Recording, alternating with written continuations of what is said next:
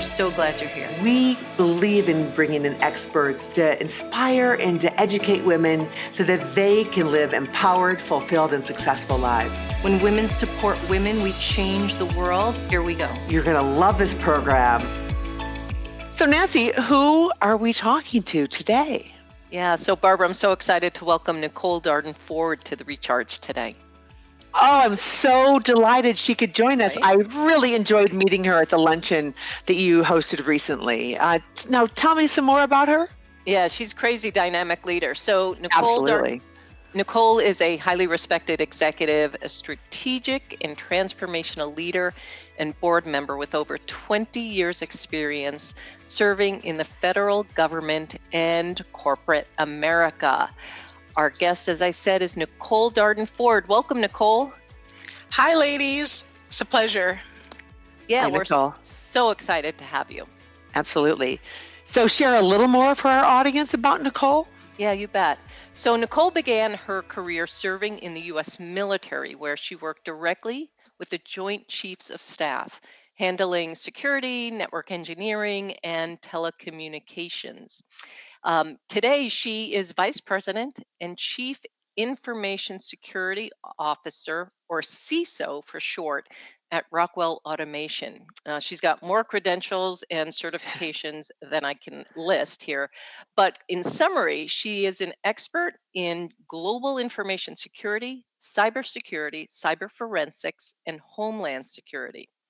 Prior to joining Rockwell, she worked with other Fortune 500 companies, including Carrier Corporation and Baxter International in Chicago.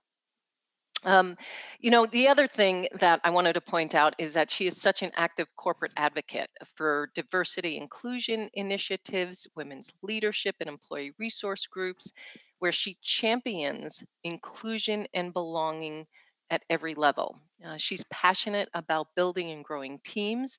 She believes in taking risks, which I think you'll hear about today, and she amplifies her voice to really challenge the status quo. So again, welcome to the Recharge, Nicole. I am super excited to be here with you guys and love the conversation that's about to ensue. Yeah, we're really excited. So let's Absolutely. go ahead and we'll jump right in because I think there's a lot to cover. So you've had a crazy, interesting path. Started out going into the military first, and then college. Can you tell us a little bit about that path and how it's led you to really live your brilliant life?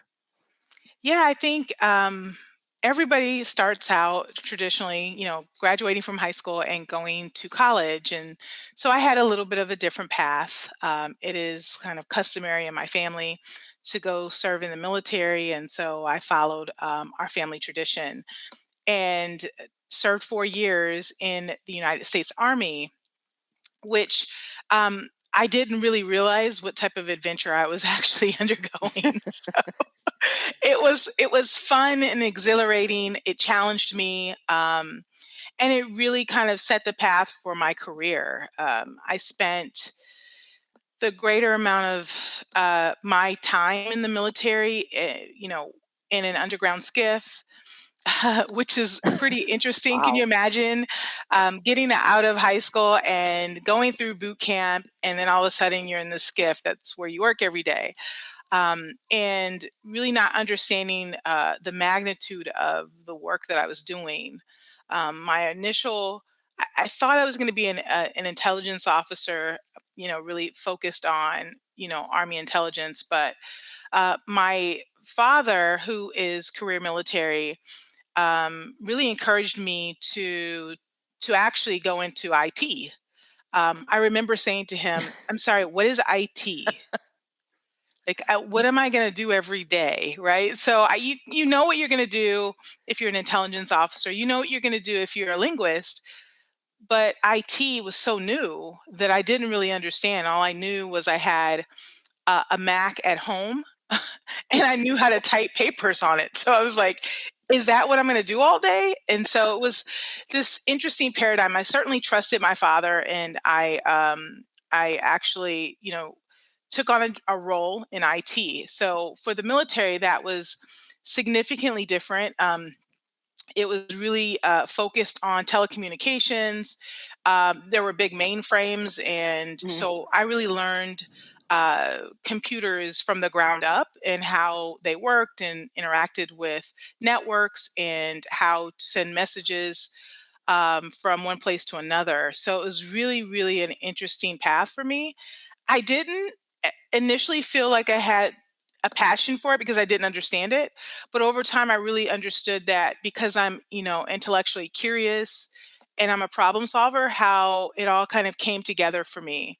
And that really led me to spend my time in the military and then, go to college shortly thereafter. really cool. And I'm just going to ask quick, and I don't mean to be ignorant. What's a skiff? I mean, you and I've had lunch, and you told me we're in some underground bunker in Camp David or something. Is that what Um, you're referring to? so it's a special top secret facility. Got it. Okay, won't Yes. pry anymore. Yes. So, what was it like being a woman and then being a Uh, Black woman in that kind of environment?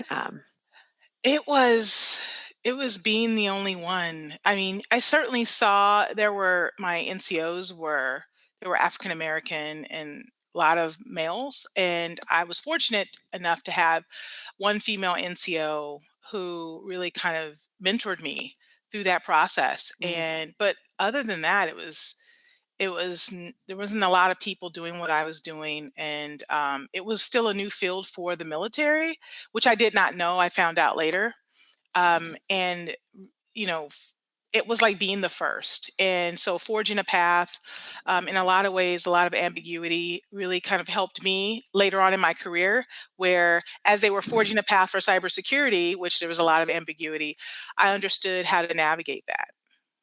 That's a yeah. powerful skill, and that's a great opportunity to be uncomfortable with the unknown and to kind of create the path forward.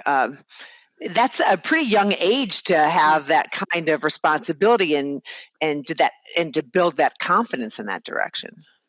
Yeah, it really was. And like I said, I think later on in my career, I understood these steps and how I got there. Right? It was like an adventure every day to me, going into the mountain.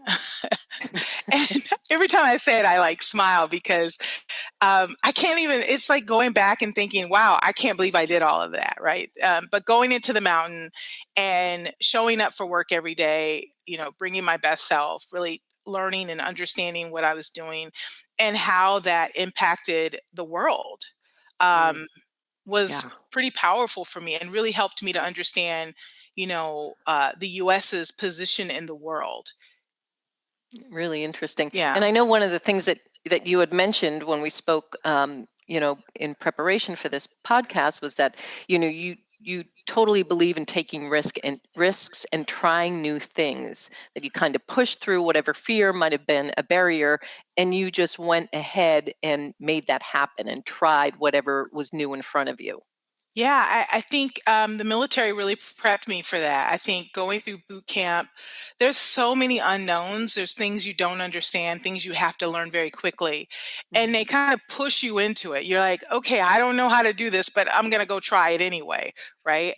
And I think that it was that, mentality of, I don't quite understand, but I'm going to try it anyway, Yeah. and which kind of helps you to release your fear, right? So you Hmm. don't have the option of being fearful because things are happening so fast, Hmm. and so you just learn to kind of trust the system, and that, throughout the process you're going to course correct so that you can be successful in whatever that happens to be.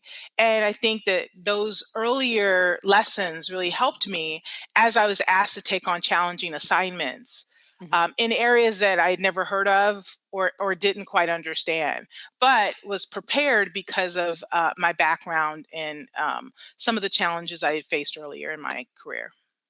Yeah, I bet.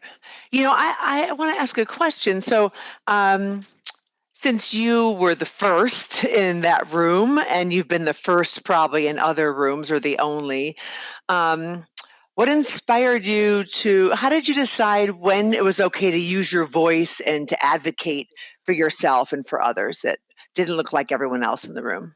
Wow, what a great question, Barbara. I think that you don't realize your superpowers until you need to use them.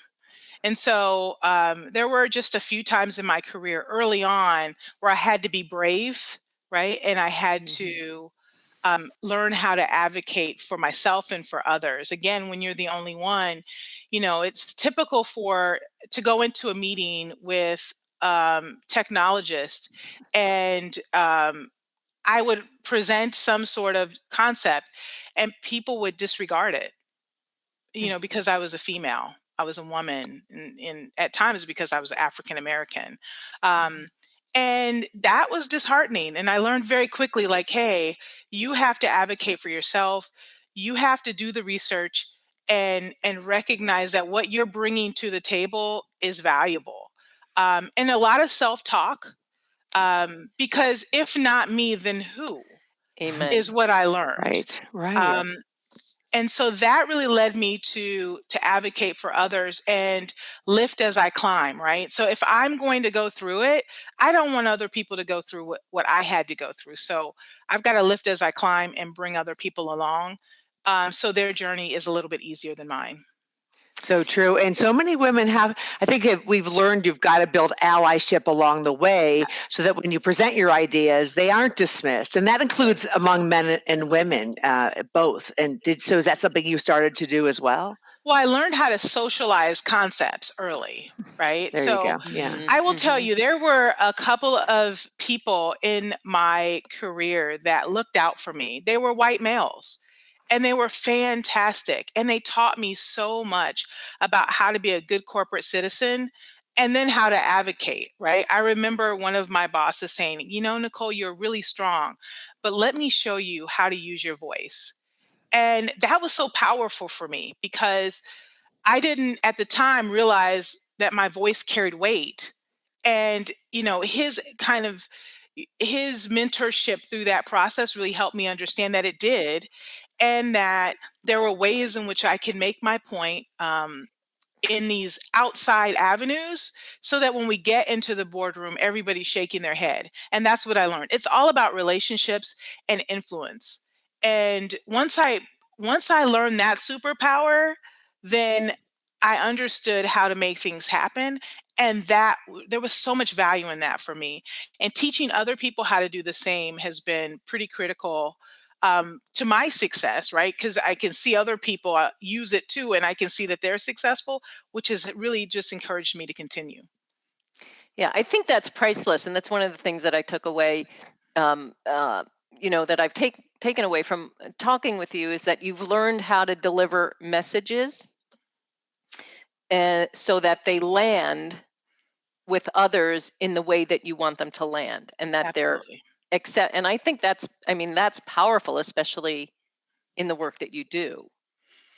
Yeah, I mean, you have to understand, a lot of times we're giving bad news to people, Yeah. right? Well, We yeah. call it fear, uncertainty, and doubt, FUD, right? And so I don't want to be the person always selling FUD, right? I want to be the person that looks at the upside and has solutions, brings solutions to the table so that we're kind of thinking forward about how do we solve the problem. Mhm. Because we know the problem is there. And cyber is one of those areas where when I'm talking to senior leadership, there's a challenge, there's something going on. Um, but just kind of prepping them that, hey, listen, we've really thought this through. Here are some, recommendations on how we can handle it moving forward, and really empower them and arm them with options. Mm. Yeah, that's so important to frame it with the positive and the solutions and not just the FUD, right? Yes, Yeah. FUD. That's a new word for you guys, Yeah, I FUD. think I'm going to Thank you. totally use that. Wait to use it. So, Nicole, what inspires you to push through these boundaries and especially to go into new territories and to be more of who you can be? I think early in my childhood, I watched my grandmother, and she was Mm. such an inspiring person. She took in everybody, she helped everybody. We always had people staying at our house. She cooked for the neighborhood kids. Like when she would come visit us wherever we were stationed. She would cook for everybody, and she kind of knew everybody. And she became like the center of the universe. And she inspired me to help people. That my mission in life is to be in support of others and to help other people achieve success.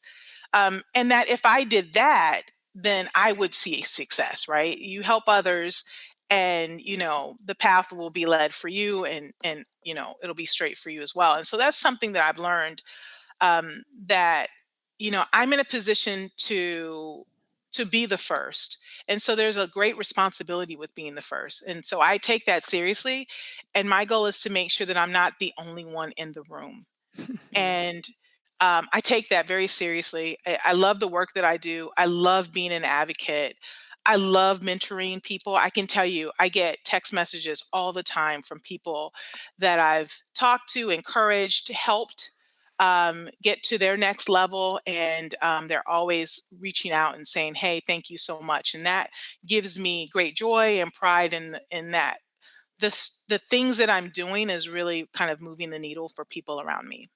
Hmm. That's And great. what are some of those challenges that you think women face in as they come up, perhaps behind you or alongside you, even with mentorship and advocacy? What do you think some of those challenges are? I think number one, recognizing that when you take on roles, you can't be heads down. That in order to be successful in organizations, it's all about relationships and relationship Yeah. building, right? We Yeah. typically want to get the job done, and we believe that that is how we'll be measured. But really, it's not. It's not the only thing that we're measured on. It's how do we how do we incorporate ourselves within the culture, understand the culture, and really develop the right relationships to move the needle. They're two-way relationships, and I think that I can remember being heads down and not really understanding that the mentorship, the partnership, the relationships were really what was going to help me get ahead, to succeed, and to move the needle in my own Hmm. um, role and endeavors. And so that really is something I think women need to learn how to do. We have to be Hmm. really intentional about our careers. I think coaching is very important to all women. And then there's this notion of likability, right? We're either too nice, we're just too nice, and we're people love us, but they don't think we can lead, or we're too hard, too aggressive, and we're too mission focused. And it's a tough paradigm, right? I Yeah. see it a lot. And so these signals are emitting all the time. And so how do we get the right sponsorship to advocate our leadership style, and help others and educate them on what it looks like, and that we're not trying to be pushy and aggressive, but we're trying to get the job done. We want to be liked. We love to be liked. Um, but we also have to execute too, right? So there's that balance, and I think women, we really struggle with that. I felt liberated when I saw a book come out about the likability trap. I felt Hmm. liberated because somebody gave it a name, right? Yeah. Somebody gave it a name, and I think when we can name things and talk about it, we can solve for it. Well, and it's not just you. It actually, and it's almost like gaslighting, though, a little bit, right? It Because is. we are, if we're too confident and strong, which is such a nice quality for men, then it's not a good thing, right? They're leaders. Right. Listen, they're leaders. Like, I have heard people say this, like, "Oh my God, you know, Joe, he is such a great leader." But when we do it, it's like, "Hey, Shannon, she's a little aggressive. What Yeah, do you think turn it about that?" down. Yeah. Who does she think she is, Right. right? Yeah, Like, she's bossy. right. Yeah. And So she's how a do you queen. help women, have that help them like figure out that balance and that confidence and be courage, have that courage to use their power. It's really tough. I think that they have to have some honest conversations with their leaders, right? These are honest conversations. Like I remember being in a situation where they were like, "Yeah, she was really bossy," or or something that I did was, a little aggressive.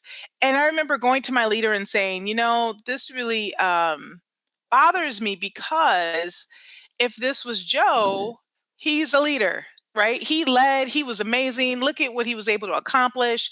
He gets all the kudos. But I, in turn, am looked at like I was overly aggressive. I said, I think we need to change the culture here and we need to talk about these different behaviors and these biases and how we can overcome them as a leadership team and, within our culture because this is being felt by women throughout the organization. And so those hard conversations about microaggression, Mhm. right? And what it looks Yeah, like good for and you. really kind of advocating training for the whole organization, not just the leadership team, right? You can Right. get leadership buy-in, but the middle management, they're like, no, we don't agree. And so, how do you align both so that Mhm. the culture is one where we can have these honest conversations and we can overcome the challenges? And you have to get to a point where you're aligning your words with your actions. If you're all talk and no action, you know, um, nothing But happens. and that's the thing, right? If you are constantly delivering, um, there's something to be said for that, Mhm. right? Right. And so Yeah. one of the things that I have recognized even in my career was, I needed to make sure that my emotional intelligence was up to par. Mhm. So I always encourage women to really focus on their EQ, not just their IQ. It's great to be smart, and we see this Mhm. with guys all the time. They Mhm. love to be the smartest guy in the room or the smartest person in the room, but it's even more than that, right? It's having intellect. It's having really good empathy for others.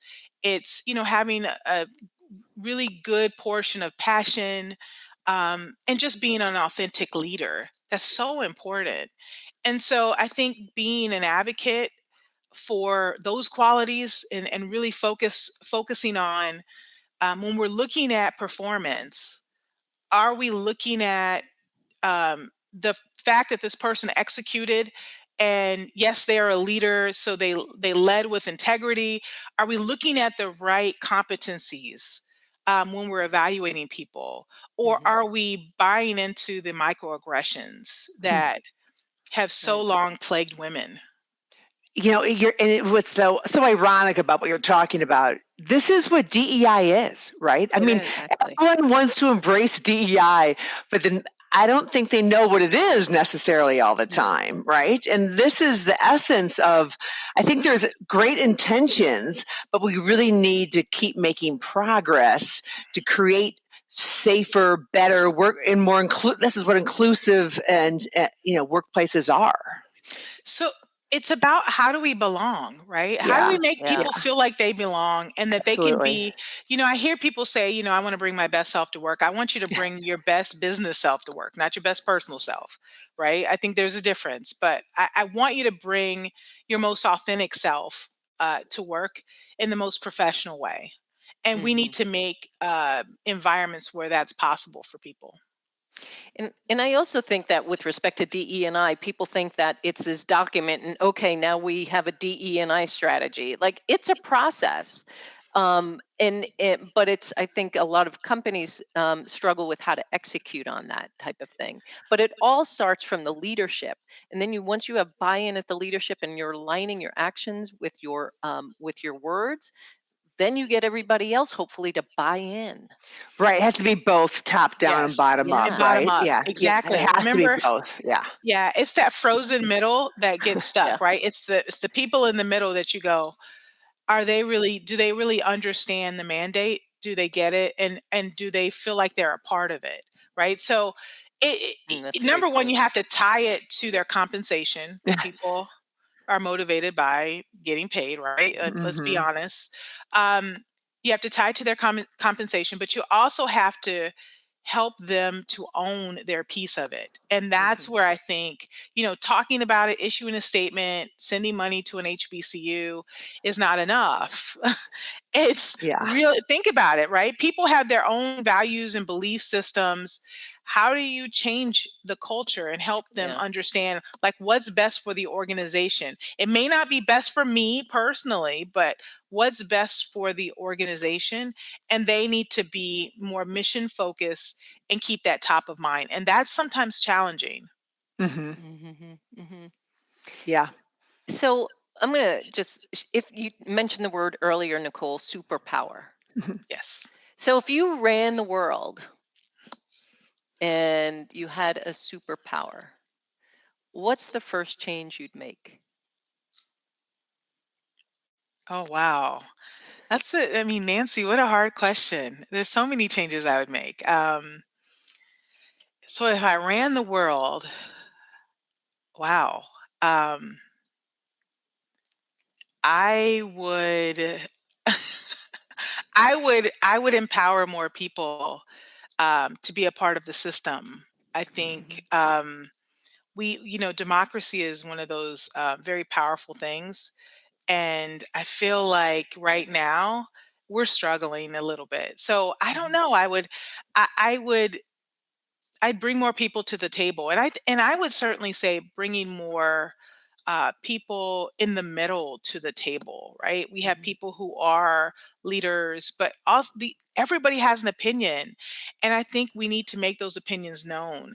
And I also one thing I would do is I would be a little bit more execution focused. I feel like things get stuck, Mhm. and women are so good at execution. We are amazing. And You if make we stuff had more happen. women leading, like we are empathetic leaders, we are amazing. And I put more women in and make I put more women in charge. That's what I would do. I That's like that. I love that. Yeah. Yeah. Yeah. Mhm. So, you have so much passion, which I love. It just comes out in when you talk about your work and your life. So what brings you joy besides your work? Because I know you love your work. What else brings you joy? My family. I love hanging out with my family, spending time with them, hanging out. I love sports, so I'm competitive. So I love playing sports. What I sports do you like? Oh, golf right now. So Oh. remember, I'm in Jupiter, Florida.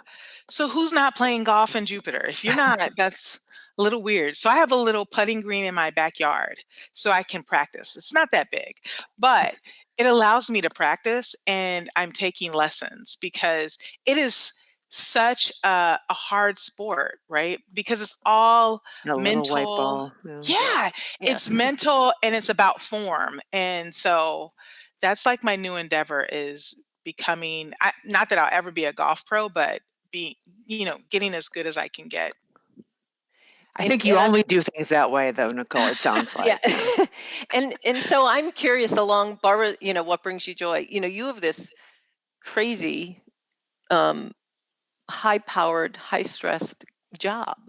Can you like exhale and decompress putting? Like how do you can you leave work after you leave the office So and if you just ask my decompress? husband, he would say no, right? He would say no all day long, right? He would say, "So sometimes I think she's asleep and she's thinking about how she can solve a problem." That's what he would say. Because I wake up and go, "Oh, yeah." And I start writing. I have a little pad of paper next to my bed and I write things down. So I think I solve problems in my sleep.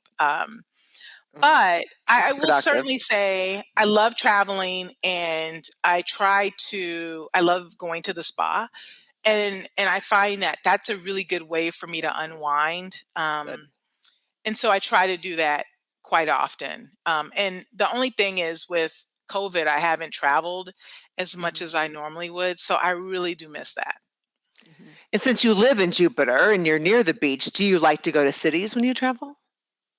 That's a great question too. So because I live near the beach, I love the way you phrase that, Barbara. I love the city too. So Yes. I'll go to the city because I live in paradise. So, I vacation, I live where people vacation. So it's a great mix for me. So yes, I Yeah. prefer the city. Nice. Yeah, that's great. So I'm going to pivot for a moment here and shift gears. So it's clear to us that you have spent a good part of your career supporting others, supporting women, encouraging and empowering women. How about Nicole, and as it relates really to building your financial resilience? What are some things that have worked for you or that you've found helpful in building your own financial wellness and resilience? I think understanding that I don't know everything, right? That I need to learn from others. That, Great point. I'm an expert in cyber and technology and digital transformation. I'm certainly not an expert in my financial life. So I had to learn to tell people, hey, I need help. And I feel more empowered when I could say that and then go Oh, find people who can support me in that area. And I think a lot of women need to do that, right? The same way that we are, really focused on taking care of our health, hmm, right? Our families and our jobs, we have to do the same for our financial well, I call it financial wellness because every year I'm committed to doing some sort of financial checkup to that's see great. where I am and what I need to do. And I feel more encouraged and empowered than I did before because I didn't ask for help and I really let a lot of men and because in the financial industry they're primarily men, right, kind of tell me, hey, you should do this, and I'm like, okay, well, I don't really understand, but I'm going to do what they tell me to do without Right. really questioning. But recently, I've taken control of that. And I really feel good about the steps that I'm taking now in my financial life. That's awesome. That's so great. Yeah, yeah, it's one of the things Nancy and I always talk about, especially, we can get caught up in um, not understanding something, so not taking action, and also get caught up in this perfectionism where we need to be experts. And you prove it. You're an expert in cyber, but you're engaged in your Right. finances, and you want to be educated. But this that engagement, and not just doing what people to tell you to do, but to engage and ask questions. That's so essential. It's something that I can't say that I was always that way, right? I think I was a little intimidated by the stock market, and I only knew what people were telling me, like put money in your 401k, try to save, um, reduce your debt. But I didn't understand really how to build wealth, which is a difference. And so Yeah. I Yeah, remember even last year watching you guys do a webinar and how powerful that was for me because it really kind of gave me my power back as a woman to say, hey, I really do need to be engaged in this. I need to understand and ask the right questions and not feel like asking a question makes me look like I'm, inept in this area. That it's okay that I can find and understand from somebody who's an expert about something else. And that Right. really helped empower me. nice. Asking for help is a sign of strength, not of weakness. And we love to hear when women become and take ownership and are the boss of their finances. So those are really great points, Nicole. So is there anything that we missed that you wanted to highlight here or share with us today? No, I'm just super excited that I was able to be a part of a webinar that you guys you put on last year, and I'm super excited about the future, my financial future, right? And the ability to work with you guys to kind of solidify that for myself has really brought me a ton of joy and relief. and really has helped me move the needle in an area that was like, oh my gosh, do I have to deal with this? Let me just kind of like not, let me do something else, right? Instead. And so, um, Anything. yeah, exactly. But I'm super excited about the future, and That's awesome. making certain moves that I think will be helpful in the future for myself and for my family. Oh, That that's is, great to hear. yeah, so great to hear. Barbara, anything on your end that we missed? No, I just have so enjoyed having Nicole with us today. Just your energy and Yeah.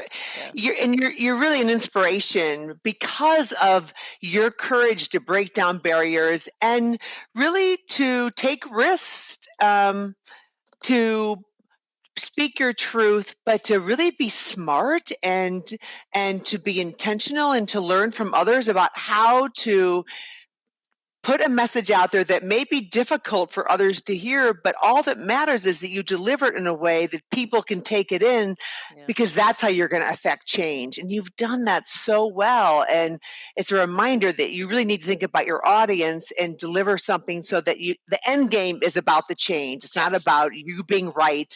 It's about that change and reaching them where they can hear you. So Yeah. thank you for Yes. that. Yes. Thank you. Thank you. And I I really appreciate that.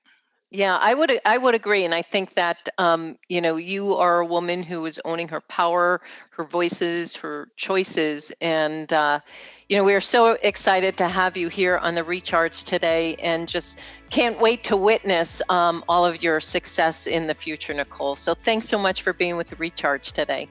Thank you for having me. I appreciate it. Absolutely. Thanks.